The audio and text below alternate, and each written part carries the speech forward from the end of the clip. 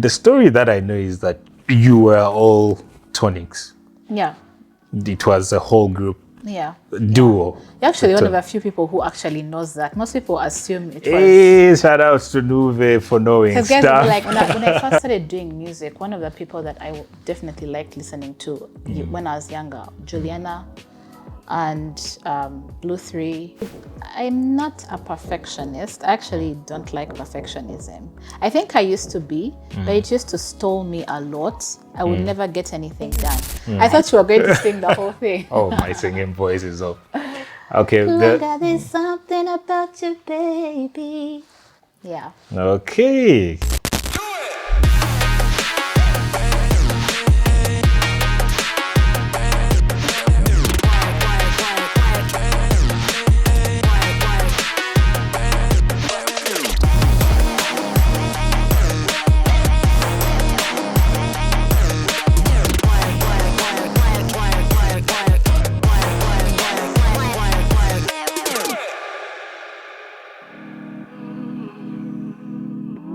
What's up, people? Welcome back to the NuveyLive podcast, and I am your host, NuveySHAWN, aka Ayela, aka NuveyLive loves hip hop, aka NuveyLive is for the people, aka we are for the culture. So many AKAs in the place. Today I do have a special guest that I think I have been chasing for a while. So I decided to make sure that I reach out when the time is right. And before we get into that, this particular show is brought to you by Izara Homes. That is IZAARAHOMES.com. And you can also contact us on the number that will be on the screen somewhere here or here. And also the hat that I'm wearing. Shout outs to Shirat's World of Art. If you need yourself a bucket like this, she has you.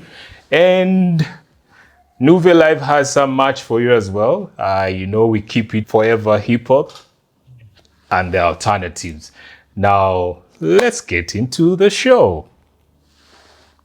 Right away. Right away. Yeah. Hey, shout outs my man Visual behind the camera. I didn't want to forget that. Ladies and gentlemen, usually I like the drum rolls. Lilly Lou. Yes, you pronounced it right. Good for you. Good. Good. He does hesitating, but Well done. yes. Yeah. Lilly Lou. Yeah. Singer, songwriter. Can I slide in poet? Yeah, definitely. Okay, poet. Instrumentalist? No. No? Okay. How many? My voice is my instrument. Okay. Okay, now I'm thinking you play the guitar. No, I'm learning how to play. Learning. I am not like a great guitarist yet. I think your Instagram confused me. When I saw the guitar, I was like, definitely she plays the guitar, and I know that. I will let you do the introduction for the people who probably haven't heard about you and those who know who you are, because the story will get interesting along the way. And you'll do like the proper reintroduction, right? Yeah. Okay, let's start with Lilly. Okay. Yeah. Hi guys, I'm so excited to be here on the NuveyLive show. And my name is Lilly Lou, and I'm a singer, I'm a songwriter, I'm a poet, I'm a creative director. I like doing all kinds of things that have anything to do with creativity. So when it comes to fashion, when it comes to poetry, whether it comes to, I'm also a writer. So yeah, that's me basically. Well, I think when we have like a slot for writers on NuveyLive, she should, like a article or something. I don't know. Anyway, you have one album out. Yeah. Which is Freedonia. Yeah. Fredonia. Right. On my way here, before I got ready for the day, I was like, let me play it one more time before I get on set, just to remind me why it caught my attention. 2020. Yeah. Yes. When it was out, the cover art was different from what it is right now. and there is a reason why. Yeah. I don't know if you will get into that. So I was like, let me spin this particular project. Yeah. And Gukuba, still a favorite. You Are Okay, still a favorite. Oh. Because it gets into my emotions Yeah. a little bit. I don't know if I'm sure of the story, but it gets me feeling a certain way. And the interlude. What's the interlude? There is that interlude. Am I really forgetting the? Is it When I See You? See interlude before When It Rains. Before When It Rains. There is an interlude, right? Bye Bye interlude. Yeah. Yes. So these are some of the songs off head that caught my attention around 5 years ago. Yeah. When the album dropped. Yeah. I think I still had my Tidal subscription. So you had it on Tidal. Yes. But I like that you had the ones that you've mentioned are the ones no one ever talks about. So that's interesting to me. Oh, okay. Yeah. Okay. Guys, are you getting what I'm getting? So I got to know the music via Tidal. I don't know if it was like an exclusive or something, but around that time, it popped up. Yeah. Yes. I remember Tidal, at the time when I released Fredonia, I did have them release it exclusively at the time. So it started with Tidal and then it rolled out to the other DSPs, Apple and Spotify later on. Right. Yeah. But Fredonia is, I think it's we talked about 2020, yeah. That was around the time of the pandemic. That's when I released super pandemic. Before I even cut you short, I usually want to say something so that I don't forget it. The project took me through the pandemic. That's all I wanted to say. Yeah. It was during the lockdowns. So that's when I released it. And I kind of released it like on a whim. It wasn't something that I had like super thought about. I had been recording like in studio for maybe a year and a half, around 2018, 2019. And then by the end of it all, I realized I had like a whole bunch of songs, like maybe 20 songs. And so I was like, and when I listened back to the songs, I kind of saw there was some sort of theme, like there was a similarity with some of the songs. So I was like, why not like make an album? Like, why not just compile them into an album? So I remember Andy Music is the one that worked on that album from start to finish. Shout outs to Andy Music. Yeah. We went to the same secondary school at a certain point in time. That's but cool. So, that's a story for another day. So that's like my day one. Okay. So he listened to it and we just went through it together with a bunch of other people because we had 20 songs at the time. And we had to narrow it down to like 13, 14. And that's how Fredonia happened, basically. Okay. Yeah. What's like your favorite song on that album? On Fredonia? Gosh, I don't know, it's hard to narrow it down to one. Yeah. But I really love When It Rains. It's one of my favorites. I like Our Love.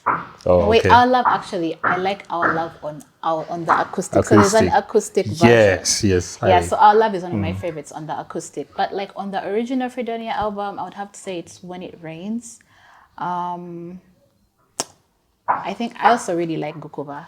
I enjoy it a lot. There it goes. And I think that one is more like sentimental, kind of value. Vulnerable and Yeah. the replay value for that song for me is so high because it's like, I think I'm going to be roasted for this. It's like Juliana Irene Namubiru, a little bit of Nick Nola had a child. And Ned Gukuba. Gukuba. That's interesting. Yeah, Gukuba was very heavily influenced by that style. Because when I was working, when I first started doing music, one of the people that I definitely liked listening to when I was younger, Juliana and Blue 3 and Irene Namubiru. They were like the big singers at the time, really. So there was that, but then I wanted to bring in my own, kind of twist, my own style. Afro R&B type kind of style. So that's how Gukuba happened.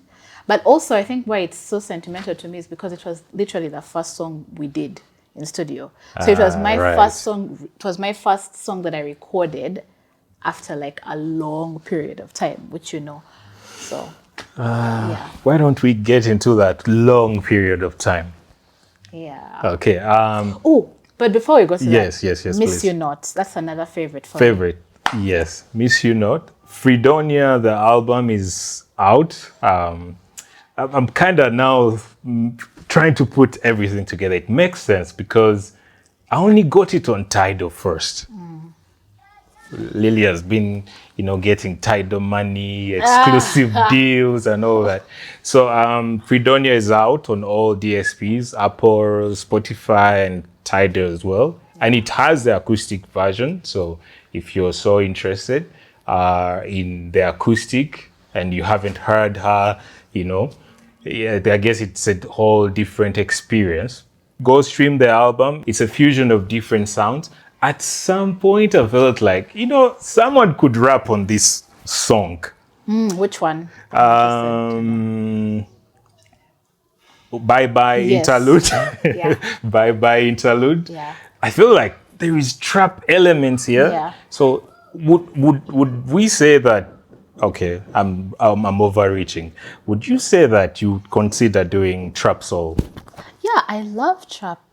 I love trap music a lot. Actually, I'm an R&B singer. That's like my native language. But yes, I'm also the type of artist who gets bored easily.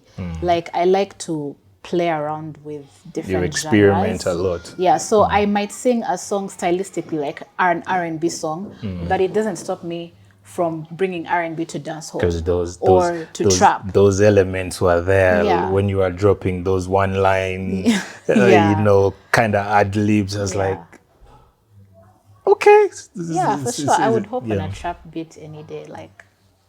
Nice. Yeah. All right, let's go way back in time. Oh Lord. Something like Baby. I thought you would hop onto that. I thought you were going to sing the whole thing. Oh, my singing voice is up. Okay. There's something about you, baby. Yeah. Okay. Visual is wondering what's happening. All right. Toniks. Sabo Bede Nange. Hit song. Yeah.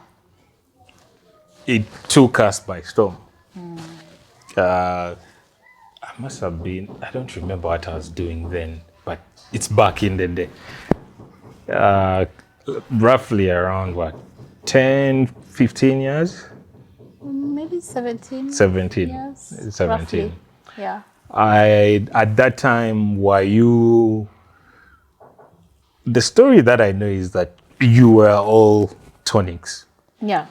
It was a whole group. Yeah. Duo. You're actually one of the few people who actually knows that. Most people assume it was. Hey, shout outs to Nuve for knowing guys stuff. Will be like, why aren't you on that song? Shout outs to Nuve they for don't realize knowing Toniks stuff. was actually Lilly and Allan. Yeah. So I did my research. I just don't remember who was my source from back then. Yeah. Back then, like I always knew there will be a day when I do this interview. You knew. Okay, now I'm being too much. Yeah, I always felt would do an interview, would do something like would have a conversation because of how unique your movement is. I would call it, the ability for you to rebrand, to re-strategize, to pivot. Yeah. That's kind of my story, really. And it's not really about me right now, but I like to know what it's like to move from something, because people tend to cling on something way too long. Yeah. When there are other ways in which they can express themselves, especially for art. Yeah. So when I say I knew, it's more like I felt like we should have this conversation. But right now is the perfect time. So let's get into it. What exactly do you want to know? You were a group, a duo, Yeah. with who we know as Toniks right now. Yeah. Yes. Just talk about that phase. Yeah. Like you said, we were a duo. Most people don't know that. I think that's why he goes by Allan Toniks now. That's why he made that distinction. Yeah. Oh, yeah. But I think we were just straight out of high school or something like that. We were quite young. And so what happened is we didn't even set out really to like have like a hit song or whatever. It was more like when we were in high school, we were both in the band, in the school band. And we came from a background of writing our own music. So I think at the time he was producing already, and he had like a song in studio that he had released. So I wanted to also have like a song. I wanted that experience. I also wanted to go to the studio and like, sing and stuff. So I was like, hey, can we do something together? Yeah. And he was like, yeah, cool. The next thing I know, he's bringing like a beat, which I think he produced himself. And then I wrote something on it. I think I wrote a verse or something. I remember I wrote my verse, the verse that you hear. Yeah. So I wrote that. And then he did the hook, did his part.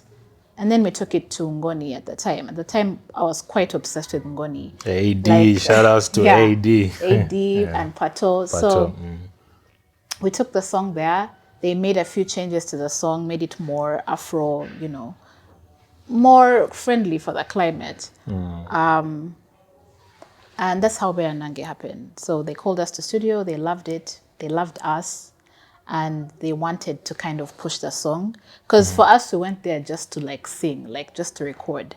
And then they ended up taking an interest, and the rest was history, really. Yeah. Right. So who shot the video though? I think AD and Pato did. Okay. It was very like guerrilla type video, like but necessary for the time. Yeah. I remember we just there was no stylist, no wardrobe. We just went and got our clothes from wherever we got them from. Right. And I remember we went. I don't remember. Was it Communication House or something? But it was a nighttime shoot. Yeah. And I remember Allan brought his friend, and I think his brother was in the video. That was the guy. So it was like very gung ho type of thing. Nothing really like super planned. Right. It says a lot about working with what you have. Yeah. And also living in that moment, because you don't know what the moment could give you. So, and it felt like for us, the onlookers, or personally for me, it felt like these guys had it figured out. What? Like it looked like, okay, they somehow had it figured out. Oh my God. Or if not, the powerhouse behind them, the circle of friends or the people around them, probably are the right people. Yeah. Because breaking out 17 years ago, even 10, even 5, even now, to have like, no one, by the way, true artists never set out to write a hit song. That's true. True artists. True. Yeah. But every artist would want to have a hit song. The translation to that is every artist would want to have the reach, that very expansive reach. And looking at the numbers here and there, you realize that it's such a saturated space now, heavily saturated. And I think that's kind of like why the song broke through when it did. When it was it also did. timing. Yeah. Like when that song came out, I think it was just the climate was such that there was not like a lot of Ugandan music that people were that excited about. Yeah. At the time, see now when you listen to Bera Nange, it sounds like almost like every other Ugandan song. You could say you guys like But set the standard. that's what I'm saying. Like, but at the time, it sounded like, what is this? Like, I remember radio is actually saying, this is too urban. Can you imagine? They felt like it was too urban for the radio. They didn't want to play it at first. Oh, okay. So Yeah. it's. I think the climate also mattered. The timing was very crucial. There was a gap in the industry, and somehow, without realizing or intending to do it, we ended up creating something that maybe filled that gap. Right. Yeah. I mean, the song took us through the days. It took us through the time. I'm still very curious about what people really liked about that song. Like It's something that I always ask whenever Let's- I meet people who love the song. I'm always like, what is it about that song that spoke to you? Like, what? personally for me. One, it was a unique time. The sound itself, because around that time, East Africa TV was still popular. Yeah. It was still a big deal, and we used to get all the dope stuff like onto that channel, one way or another, and even I would say Hot 100. Now, for me, liking the song is the voices were so unique. Like I hadn't heard the voices like that, at that time. The most obvious thing is the hook, but the way it transposes, right? The transposition into the song. Because maybe because I'm a little bit musical. Yeah, so to me, it was... So from a musical perspective, it was different. It was different. The way they arranged the song. Now I'm getting to know it was rearranged and everything. I feel, shout outs to AD. Even like that little thing that leads to the transposition. That was like a thing that I remember AD was very adamant about. He was like, you have to do that. And I was like, I can't do it. And I had to do it like I think we took like maybe 3-4 takes before I finally got it. But yeah, I think they were very instrumental in making sure that the song sounded just right. Right. Yeah. Right now you are rolling out 2 projects. Yes. There is the song. I don't know if you see it out with the with Slugface. Slugface. Yeah. And then prior to that, it was Pineapple Upside Down. And I see your bucket is Pineapple Season. Yeah. And let's get into that song as well. Yeah, so Pineapple Upside Down is a song I did with Raider King. And it was produced by Rikidi Beats. And I remember I had a conversation with Rikidi last year. No, was it last year? Maybe about a year or 2. I met him through a mutual, another person I'd done a song with called J-Arc. And he was just like, can I send you a few beats? So he sent me a bunch of beats. And this was like the most unique one. It sounded so different from everything else that he had sent. And I just loved the art. Like, it sounds very R&B. And I hadn't done anything like super duper R&B yet. So when I had it, I was very intrigued, and I just immediately I knew what I wanted to write. I remember just hearing it and just thinking, daddy, daddy, like immediately that's what came to me. And so I sent it, when I had it, I just thought of Raider, because I had wanted to work with Raider for a while. I met Raider, let me see, when was it? 2020, me and him were both in some competition type thing. And so I had him and I was like, I need to work with this guy one day, but I just didn't know what. There was never the right project. So when this landed in my lap, I was like, yes, finally. And so I sent it to him, and I loved what he did. And when I had that, I just was like, you know what? We need to record this song. So I sent it to Rikidi. He loved it. And we're in studio. And that song, we recorded it like 3 times, like 3 different studios. We tried it with Rikidi the first time. It didn't work. Then we went to another, I think Muddy Boots, another studio. We weren't satisfied, and then we went back to Ricky D, and then we finally finished it. And that was when we felt like, okay, yeah, we are finally getting the song to what we wanted to do. And then Andy, he mastered it, and we just knew it was ready. But basically, Pineapple Upside Down is part of like a larger body of work for me, which is basically an album, my second album that I'm working on. Yeah. Pineapple Season. I hope it has something to do with Pineapple Season. Or it's part of the rollout. Yeah, Pineapple Season is just part of the rollout. Like, I wanted to do something that was fun and create like a world, a whole world for the song. Like, I don't like to just put out a song and just have it be there. Like, there's always like a deeper subtext. There's always, I want to create like some kind of your world building. Yeah, exactly. I'm world building, like for people to experience the song. So this particular song, it's called Pineapple Upside Down, and Pineapple Upside Down is actually, it's a dessert that's been passed down in my family. It's like by the matriarchs in my family. And the song is really about intimacy. Somebody will hear the song and be like, ooh, song is naughty, and it is. But like the deeper meaning behind it, or the deeper inspiration behind it, was like being known and knowing somebody, like that kind of exchange, and being able to surrender to somebody. And in my mind, I was like, what is Pineapple Upside Down represents home to me. It represents a piece of me. So if I'm going to be with somebody, this song is not just about being with someone physically. It's also about like having somebody know you and sharing like a piece of yourself with this person. So that's kind of like the idea I was playing with when it came to Pineapple Upside Down.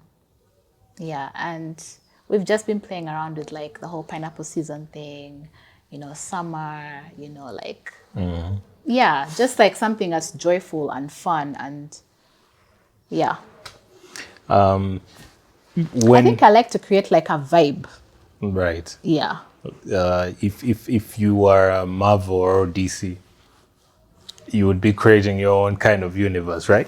Yeah, pretty much. Okay. So, and these are things that I actually pay attention to, and in the pursuit of trying to help creatives, not to just drop a single or drop a project without any reason why you're dropping it. Yeah. So I took so much interest right from the jump. Like I said, the Tidal, getting the exclusive release on Tidal and all that. These are things that it's really strategy. It all goes back to strategy, and also loving what you're doing. So right now it's Pineapple Season. I see you have the merch. Are we getting hoodies? Are we getting teas? Yeah. Is the merch on sale? Is giveaway? I mean, I don't know. Yeah, so we do have much. Like we said, we're world building. Yeah. The idea behind Pineapple Season was I wanted it to feel like summer. I wanted it to feel like something that you could vibe with on the weekend. Because when I think of Pineapple Upside Down, like it's a song about, like, when I think of that song, I think of you being with the people that you love and care about, with the person you love and care about. Like, I think of pina coladas. I think of like barbecuing in the backyard. So like I wanted something that felt like summer. So we decided to make bucket hats. These were actually made by Raider. They're nice. They're made from like thrifted denim. Yeah. Love that. And we're gonna have we just rolled out the hats first, but we're gonna have teas and when it's winter in Uganda. Exactly. Well, like, let's bring the sunshine to Kampala. Yeah. Let's bring the summer to Kampala. I know it was actually very annoying for it to be raining when it was supposed to be. Yes, like I was pissed. Like, I was like, when summer started, like it was so cold. July, we were expecting like the sun right away, but right now it's really hot. Some roads that I used to love to all dusty, and the sun is really out. Now let's speak about the creative direction. Do you Are you a perfectionist? Are you all hands-on? Are you the kind of person who would you have a vision board and you would like to follow it strictly without any diversions? Or I mean, let's talk about the whole creative process and the direction. I I'm not a perfectionist. I actually don't like perfectionism. I think I used to be, but it used to stall me a lot. I would never get anything done. I'm very much a believer in work with what you have, Right. start with where you are. So that's what I do. And I now, like, let's use the example of Pineapple Upside Down and the rollout. A lot of it has just been inspired action. Like, I'll get an idea and I'll just act on it. Like, that's what I've been doing. So it's a mix of planning and having a vision and like just going with the flow. I'm not so rigid about it, you know, because like you start working on something and then you'll feel like, that's not working. Let's pivot. Let's try something else. Or like, for example, I could have an idea for like a video, and then I'll send it to the video guy that I want to work with, and then he'll tell me, well, that's gonna cost this, and this is gonna, you know, this is the reality. So you kind of have to like re-strategize, you know, and see, okay, how can I get what I want with what I have, or how can I improve this, that type of thing. So for me, it's really more a mix of having a plan and a vision. Like with Pineapple Season, Pineapple Upside Down, with the bigger rollout of Diary of a Lover Girl, it's like there's a plan. Everything is intentional. That's all I can say. Like, there's nothing that I post that's random. It's all intentional. Yeah. Right. One of my takeaways from this conversation is just continue being intentional with everything you do, and like really plan, because we have a mini series where we get clips from this podcast called Better Creative. We try to get these clips out so that we share this advice, we share the moves, how you're supposed to move. Because this show, or NuveyLive, is to celebrate the people making effort. Unique, talented people making the effort and taking the time to give value to the audience, and one way or another connecting with the audiences. Recently you were at Mosaic, but let me get to that. Was it Mosaic? Where was the place you played at? It was Mosaic and Mojo. Mosaic and Mojo. Yeah. So let me get to that. Now, when you look at the landscape of the music industry then and now, in my honest opinion, back then it was okay for you to randomly do things. Right now there is a lot. Shout outs to Pusha. I know Pusha T might not watch this episode, but POV of the Let God Sort Them Out album. He speaks about I when they create content, I hate that, and then when I create content, they copy that. What I'm trying to get at is, I think it's okay to emulate from other people and whatever they're doing. Right now, the landscape is so much. The acronym POV makes so much sense now. In this time and age. But as a film student, because I did film, so as a film student, POV would be both my guy visual, the camera guy looking for the perspective, and then right now, so many tools, so many things to learn. We see what Baby Cool is doing with doing the whole media tours and whatnot, and trying to leverage the social media and all that. So I am just giving you your flowers. You're a flower yourself. Oh, thank you. Yeah, I'm giving you your flowers now, because I feel you're onto something special, and you just have to keep moving forward with the rollouts and everything. It's really nice to know there is a bigger story. I was somewhere, I will not mention the person's name. It's like, yo, Lilly is all over the place. I'm like, yeah, there is a new project. There is a new project. And they were like, oh yeah, now it makes sense.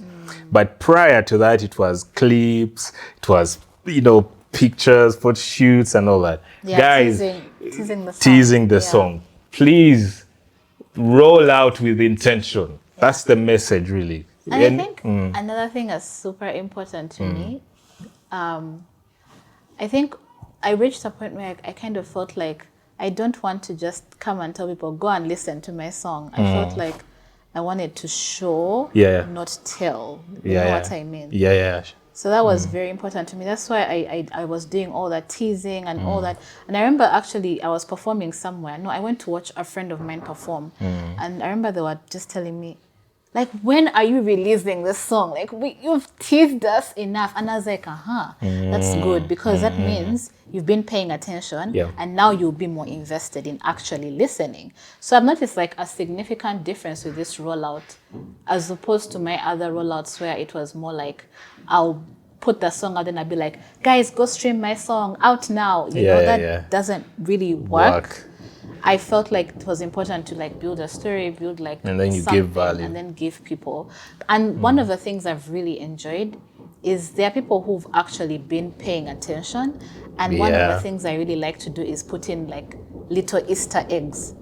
So some people who've been like really watching like from the start, they notice certain things and they're like, oh, is this what you meant when you said this? And then that's very exciting for me as a creator because I'm like, oh, they get it and they're actually paying attention. It's very affirming. So I like those little moments because I like to like put in little Easter eggs, and when people actually notice, I'm like, that's nice. that's the creative director right there. Because you have like a mini podcast of sorts for the song. Yes. Yeah. Why did I say mini? It's because major. It's kind of mini. It's not like a real podcast thing. But it's content to do the rollout. Content, yes. That's special. And shout outs to you. I mean, thank you. In case no one told you, you onto something and you have to keep going forward with that.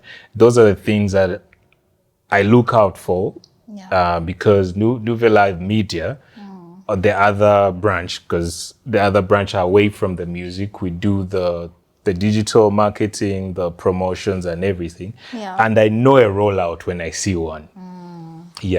I have worked on 2 albums in this country that have, one has gone #1 2021, Kampala Boy, Flex the Paper. The others are, there they chart, but because intention, rolling out, planning everything and putting it out there. Thank you. That means a lot, actually. Like, from one creative to another, that's actually very dope when like other creatives recognize what you're trying to do, Yes. Yeah. And in pursuit for us to create content for creators, we also have to celebrate the creators while they create. And they have to know that we are 1,000% behind them. We value what they do because this music does a lot of things for us. Probably you're going through a heartbreak. You listen to Gukuva, you're like, there is hope here and there. And you just keep, on your feet. Or when it rains, you go into all those emotions. Or maybe even when dealing with grief. I feel like you are okay. It's a grief song. Yeah, it is. Okay, as we wrap up, do you enjoy performance versus recording the music? I like performance, although I feel like I'm better at recording. But I like performance because I feel like when it comes to performance, it's like a whole other energy. Even the way I do a song in studio and the way I perform it, totally different. Like, I feel like when you're on stage, it's like, it's no longer, there's a certain thing that's freed in you. Like you can go anywhere with a song, do what you want. Yeah. And I like that. it's a chance for you to play around, but Okay. Hopefully we get a mini performance at the end, like some sort of a cappella. I'm going to slide in a very cap question, which is more hip hop, right? okay. Let me not set you up. Who are you listening to right now? From in the hip hop world? Yeah, locally and global. Locally, I've just actually started listening to Cavalli King. Cavalli King. Shout outs to has a new Cavalli, new album out, Yeah. Sensitive. Yeah. Okay, you are so aware. I don't even need to go so much into other things. Yeah. Yeah, who else? Globally, I've been listening to Joyner Lucas. Joanna Lucas. I'm Nice. always going back to J. Cole's old stuff. I really like listening to him. Yeah, that's what I've been listening to. The reason why I'm asking the question, because I feel like at some point you are going to make a rap album. What? Fingers crossed. What? Why? I mean, I'm throwing this to the universe so that because I won't argue. half of your catalog, Yeah.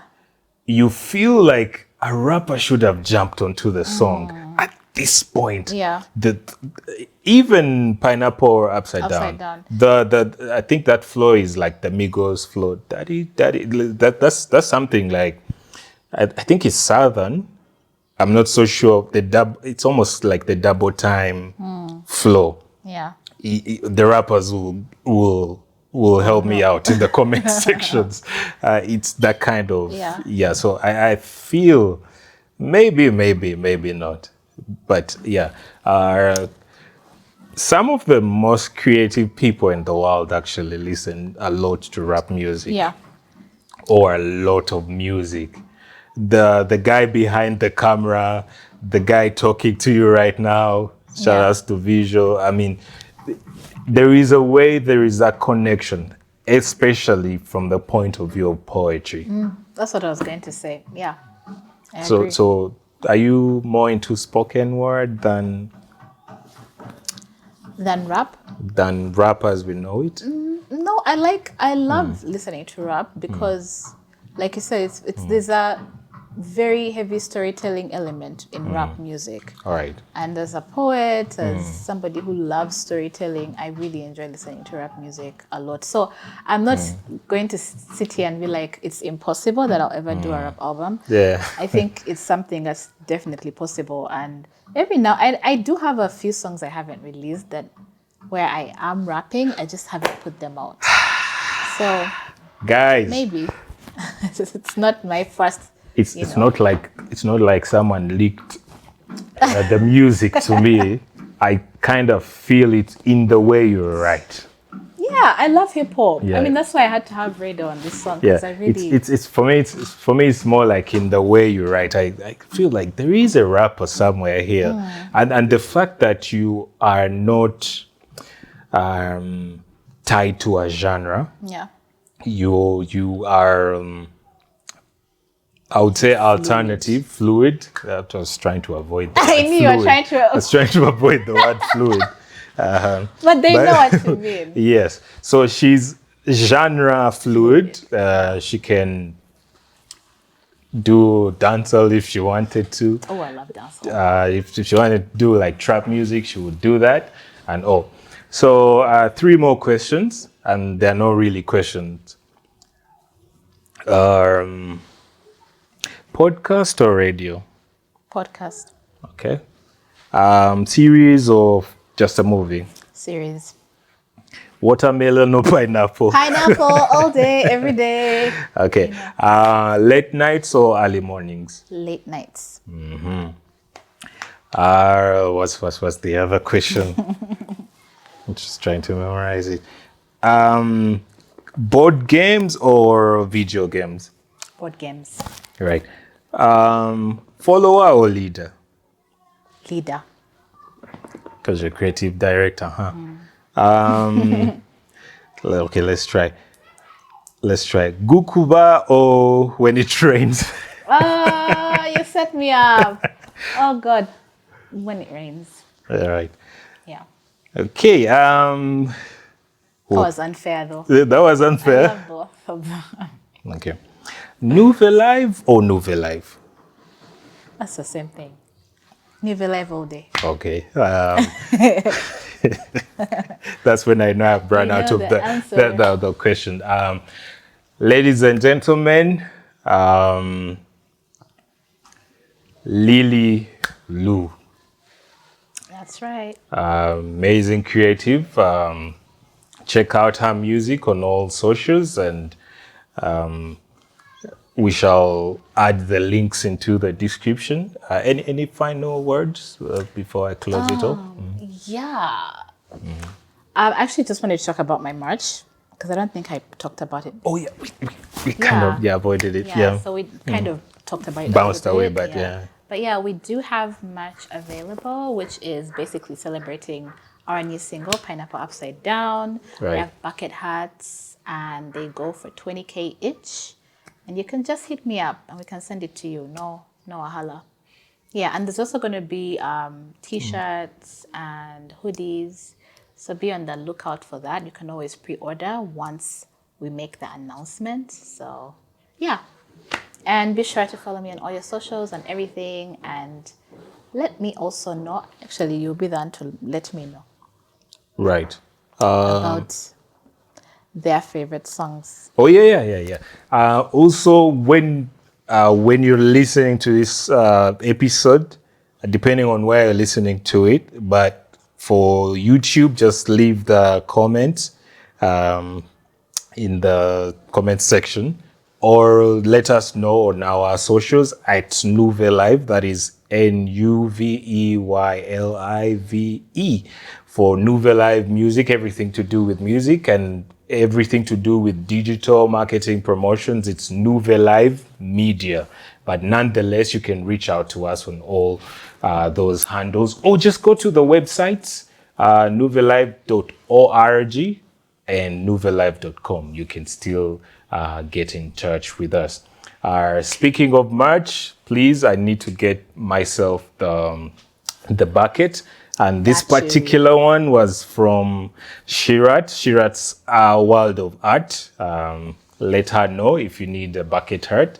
Shirat, you got me out of my element. I rarely do this, but thank you very much. And I want to send my special thanks to Izara Homes. You can get accommodation anywhere in Kasese, Kampala, Entebbe. If you're in two fully furnished apartments, you can check them out. That is izarahomes.com. The number will be on the screen somewhere here or right there. And I would also like to send my special shout outs to Astro Edge Media, the ones that we are partnering with to pull off this particular episode. NuveyLive just made 10 years, and why not? We had to bring back the podcast with visual. No pun intended. All right. Peace. It's been Lilly Lou for this particular episode, and we out.